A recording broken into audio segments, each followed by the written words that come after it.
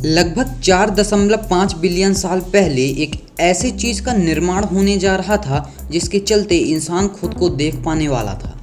ढेर सारे गैलेक्सीज बन रहे थे, उसी के साथ हमारा मिल्की वे गैलेक्सी भी बन रहा था। इसी के एक छोटे से कोने में एक गैस और धूल के घने बादलों का निर्माण हो रहा था। कुछ समय में यह गैस का बादल ढह जाता है, शायद किसी स्टार के विस्फोट के कारण, जिसे हम सुपरनोवा के नाम से जानते हैं। जब यह गैस का बादल बार बार टकरा कर ढहने लगा, तब एक सोलर नेब्यूला का फॉर्म हुआ। यह एक गोल घूमता डिस्क है जिसके सेंटर में ग्रेविटी बहुत ही ज़्यादा होने के चलते वहाँ का प्रेशर बहुत ही ज़्यादा बढ़ गया था और वहाँ के पास के मौजूदा जितने भी हाइड्रोजन के एटम थे वो मिल कर हीलियम एटम बन रहे थे, जिसके चलते अविश्वसनीय एनर्जी रिलीज होने लगी और इसी के चलते हमारे सूरज का भी निर्माण हुआ।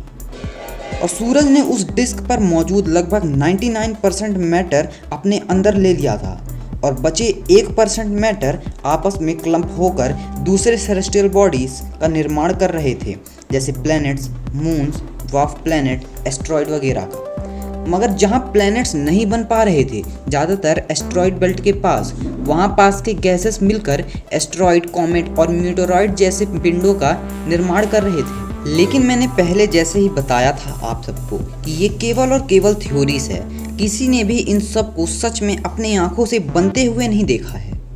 इसी की तरह एक और बहुत ही ज़्यादा फेमस थ्योरी है जिसका कहना यह है कि बाकी सारे के सारे प्लैनेट सूरज के ही हिस्से हैं जो उसकी कोर से बने हुए हैं।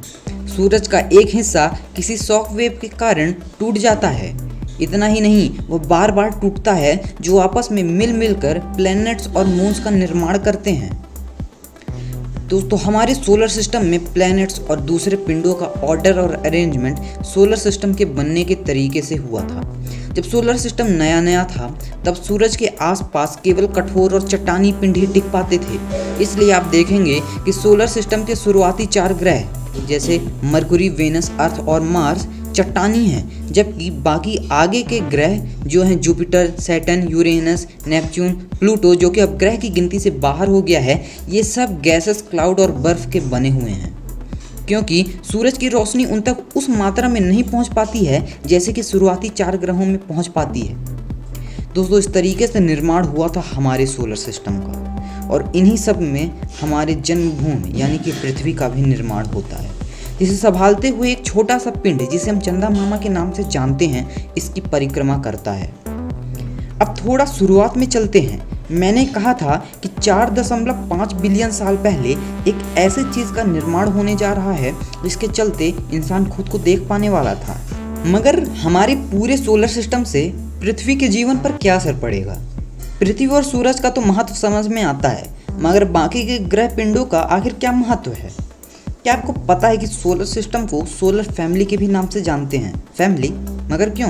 जिस तरीके से एक फैमिली के सभी मेंबर का कोई ना कोई महत्व और आपस में रिलेशन होता है, उसी तरह सोलर सिस्टम के हर मेंबर का कोई ना कोई महत्व जरूर है।